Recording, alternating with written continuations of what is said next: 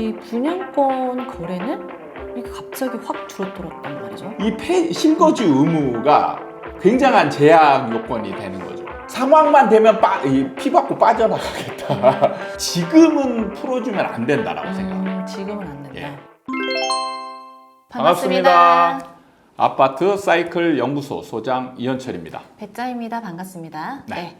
선생님, 오늘은요, 서울의 이 분양권 거래가 확 줄었다는 얘기가 있더라고요. 네네. 그래서 저희가 좀 살펴봤어요. 네. 저희가 서울 얘기만 나왔는데 경기도 지역도 한번 저희가 좀 찾아봤거든요. 네. 이게 보니까요, 서울 지역은 6월 달에 86건 정점을 찍고요. 7월 달부터 줄어들면서 9월 달 아직 집계가 완료되진 않았지만 10건 확 줄었더라고요. 네네. 그래서 경기도도 보면 5월 달까지 936건 피크를 찍고 점점 줄어들면서 9월 달에 405건으로 확 줄었더라고요. 네. 거의 반 정도가 줄었어요. 그래서 지금 막 거래가 많이 되고 있다, 막 이런 얘기가 많이 들리고 있는데 이 분양권 거래는 이게 갑자기 확 줄어들었단 말이죠. 이게 좀 궁금하더라고요. 네. 이게 어떻게 받아들여야 될까요? 지금의 시장.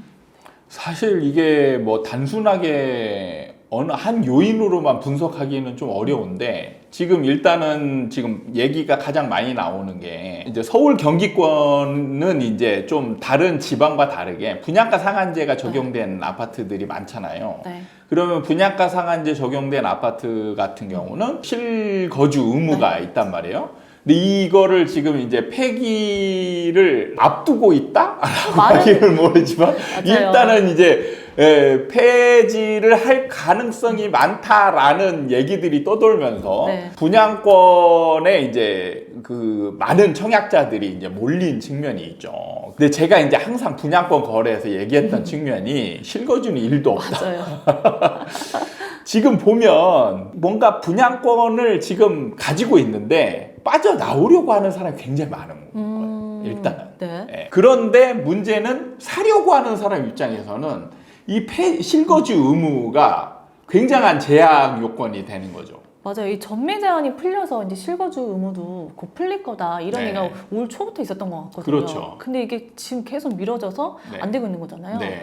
그래서 사람들이 좀 이게 줄어든 것 같다는 얘기가 나오더라고요. 네. 사실은 근데 또 이거는 이제 제약 요건이긴 한데 냉정하게 살펴보면 이게 없다가 생긴 게 아니거든요. 네, 원래 있었던 거예요. 그러면은 이게 영향을 미쳤다라고 본다면 사실 처음부터 거래량이 좀 없거나 이렇게 변동이 심하지 않은 상황으로 이렇게 쭉 가야 되는데 원래 있었던 거니까. 네. 지금 서울을 보면 1월 달에 18건, 네. 2월 달에 11건으로 좀 줄었다가 3월부터 이제 막 늘어나기 시작하거든요. 네. 3월에 20건으로 거의 2배 맞아요. 늘어나고 그 다음에 4월에 2배가 넘게 네. 늘어나죠. 55건으로 20건에서 55건으로 확 뛴 다음에 다시 5월 달에 80건, 6월 달에 86건을 찍고 이제 7월 달부터 이제 서서히 조금씩 줄어들고 있거든요. 그러니까 이것도 약간의 지금 경기를 타고 있는 듯한, 그러니까 시장의 분위기를 반영하고 있는 느낌이 또 있는 거예요. 그러니까 중고 매물이죠.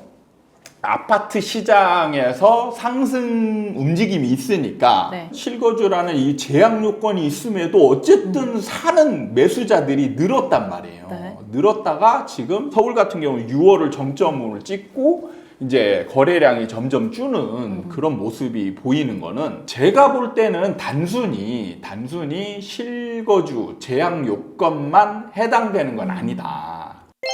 소장님 말씀 들으면 이 분양권 거래 또한 이 부동산 시장의 흐름을 탄다 말씀을 해주셨는데, 이 분양권 거래를 보면 저희가 또 분양, 청약, 경쟁률 또 얘기를 안 할 수가 없잖아요. 그렇죠. 근데 요즘 들리는 얘기를 들어보면요, 소장님, 네. 분양가가 비싼데도 불구하고 네. 정말 경쟁률이 높다, 이렇게 들리거든요. 네. 이 청약 경쟁률은 계속 높단 말이죠. 네. 이거랑 좀 다르게 가는 것 같아요. 네. 이건 어떻게 봐야 될까요? 그러니까 일단은 청약 경쟁률이 높은데 이 거래량이 없는 거는 실거주를 감안하고 실거주를 어쨌든 염두에 두고 들어온 사람들. 네. 근데 상황만 되면 피 받고 빠져나가겠다. 그러니까 이런 우선순위가 실거주는 아니라는 거죠. 그렇죠. 그런 사람들이 많이 들어와서 지금 자꾸 이제 요구하는 게 실거주 제약 요건을 풀어줘라. 자꾸 이런 요구들이 이제 많이 생기는 거는 어쨌든 피 받고 빠져나가겠다. 이제 이런 거죠. 근데 지금 피가 조금씩 이제 거래되면서 올랐잖아요. 네. 오르면서 다시 거래가 안 되는 거는, 그러니까 매수하는 사람 입장에서는 비싼 가격에는 또 안 사겠다.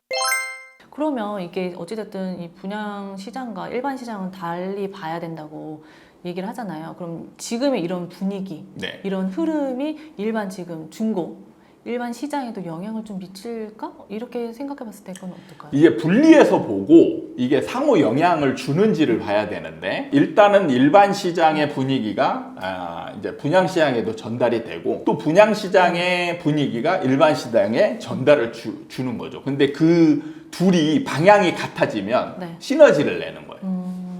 근데 지금 네. 딱 우연인지 이제 추세를 조금 더 봐야 되겠지만, 사실은 지금 지표가 충분하진 않아요. 왜냐하면 이제 상승 흐름에 있다가 살짝 꺾인 거잖아요. 네. 그럼 이게 완전히 꺾였는지 아니면 그냥 살짝 꺾인 움직임을 주고 다시 올라갈지는 또 봐야 되는 부분이니까. 그런데 일반 시장과 분양 시장의 흐름이 비슷하다. 지금 그래프를 보면. 네. 그렇게 본다라면 제가 얘기하는 데드캣 바운스의 가능성이 조금 더 힘이 실리지 않나, 이런 느낌이 드는 건 있죠. 어찌됐든 이게 뭐 지표가 좀 확 바뀌지는 않고 약간 흐름이 조금 미묘하게 그 폭이 좀 줄어들었긴 했지만, 많은 지표에서 지금 그 미묘하게 점점 틀어지고 있는 거잖아요. 그렇죠. 이게 또 모이면 또 어떤 힘을 발휘할지 또 그것도 봐야 될 것 같은 생각이 들어요. 그렇죠. 네. 오늘 시간은 이 서울 분양권 거래가 급감했다. 이게 정말 여름을 기점으로 거의 한 8분의 1 수준으로 지금 떨어진 거예요. 86건에서 10건이면 정말 그러니까 좋은 것 같아요. 서울은 이제 굉장히 많이 떨어졌고, 지금 경기도는 좀 서울보다는 약하지만 네. 그래도 비슷한, 진짜 그래프가 어떻게 보면 비슷하다라고 그러니까요. 네. 볼 수 있을 정도로 경기도는 5월을 정점을 찍고 네. 약간 이제 하락 움직임이 보여지고 있는. 근데 지금 경기도는 9월 달치를 보면 8월을 넘어설 수도 있을 것 같긴 해요. 아직 지금 좀 보면. 남았으니까요. 예, 예. 네. 근데 좀 궁금한 게 네. 이게 지금 거래량이 줄었다, 막 이런 요인 중에 하나가 실거주 의무가 있잖아요. 네. 그래서 이게 폐지가 된다면 다시 올라갈 것이다. 이렇게 네. 또 많은 전문가들이 얘기를 한단 말이죠. 네. 이 부분을 좀 얘기해 보는 것도 저는 궁금하거든요. 네. 이게 진짜 많은 사람들이 요구하고 있는데 과연 네. 폐지될 것인가? 사실은 지금 이번은 법이기 때문에 네. 국회에서 이제 통과가 돼야 네. 이제 이게 폐지가 되는 부분인데, 결국에는 민주당이 다수석을 차지하고 있기 때문에 민주당이 도와줘야 되거든요. 네. 그런 부분에 있을 때에 이제 도와주는지 여부. 사실은 뭐 어렵습니다. 어려운데, 어떻게 될지, 네. 일단 저는 제 개인적인 입장을 좀 하자면, 지금은 풀어주면 안 된다라고 생각을 해요. 지금은 안 된다. 예. 이 지금은 아직까지 상승 분위기가 남아있는 상황이에요. 그러면은 이게 또 분양권에 불을 지필 수 있는 거예요. 투기 심리가 또 모일 수 있는 거죠. 그렇죠. 그거를 국회가 만들어낼 수 있는 부분이기 때문에, 제 입장에서는 나중에는 사실 좀 침체되고 나면 어차피 실거주 의무나 이런 것들은 이제 나중에 크게 소용이 없어요. 그러면은 풀어줄 수도 있어요. 근데 정책이 풀어주고 안 풀어주고는 사실 중요한 게 아니라 시기가 제일 중요해요. 그렇죠. 이 시장에서 어떻게 반응할 것이냐, 이걸 그렇죠. 따져보고서는 해야 된다는 말씀이시죠. 그렇죠. 그렇기 때문에 지금 시장의 분위기, 이런 상승 분위기가 남아있는 시점에서는 휘발유 역할을 할 수 있어요. 그럼 다시 또 올라갈 수도 있는 거네요. 이게 그렇죠. 진짜. 이런 게 분양권의 바람을 일으키고, 그런 바람대로 다시 상승으로 이제 약간의 또 그 지속될 분위기가 생길 수 있기 때문에, 여기에서는 이제 국회가 중요한 거예요. 어떻게 보면 민주당이 키를 쥐고 있는데, 지금 시장을 잘 읽고 있다라면 뒤로 미룰 것이고, 못 읽고 있다라면 지금 같은 경우는 실거주를 위해서, 명분은 있어요. 실거주를 위해서 뭔가 풀어줘야 된다. 어떻게 보면 이제 이렇게 갈 수도 있는데, 실거주를 하고 싶은 사람, 대기자들이 있을 거 아니에요. 네. 그 사람이 살 수 있게 해줘야 또 그 사람이 들어가서 실거주를 그렇죠. 할 수 있을 거 아니에요. 그러니까 명분은 갖다 그니까요. 붙이기 나름이에요. 빠져나오는 사람 입장에서 보면 팔고 나오기 때문에 실거주라는 게 전혀 생각이 없는데, 네. 또 대기하고 있는 사람 입장에서는 나 저 집에 들어가고 싶은데, 또 그들을 위해서 또 해주는. 그러려면은 또 팔게 해줘야 내가 들어갈 수 있지 않냐, 이런 명분이 생기는 거예요. 그러니까 어떤 걸 가져다 쓰느냐에 따라서 또 달라지는 거네요. 그렇죠. 그러면 좀 지켜봐야 될 것 같아요. 이거는 진짜 소장님 말씀대로 이 실거주 의무 이 폐지가 되냐 안 되냐에 따라서 이 일반 시장에도 크게 또 영향을 미칠 것 같아요. 또 말씀을 들어보니까. 그러니까 시기가 되게 중요하다라는 측면만 잘 알고 있으면 될 것 같아요.